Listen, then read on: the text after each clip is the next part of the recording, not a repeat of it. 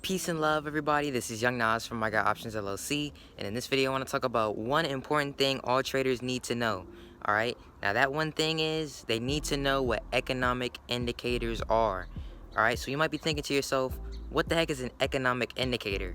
And to put it simply, an economic indicator is some sort of stat or report that basically tracks some sort of economic activity. Alright, so if you have a notepad on you, I recommend that you write that down. Alright, an economic indicator is just some sort of stat that tracks economic activity. Alright, you got that down? Now with that being said, that might sound a little intimidating because you're hearing about economics and stats and activities and all that, but it's really super simple. Economic activity just has to do with anything in regards to the economy. So you hear about inflation, right? Or you hear about interest rates. You know, that has to deal with the economy. That's economic activity. So when you hear different reports that deal with inflation or consumer spending or producer spending or infrastructure, things along those lines, you're researching economic indicators. You're doing research on the economy.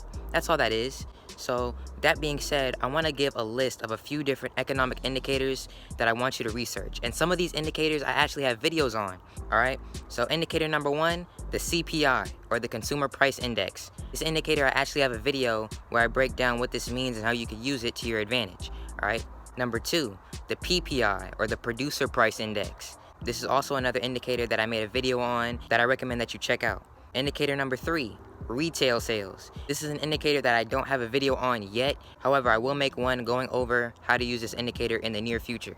Indicator number four, unemployment claims. As the title suggests, it basically just gives you a report or number of how many people have filed for unemployment. So this stat is also very important to know in regards to how the economy is performing.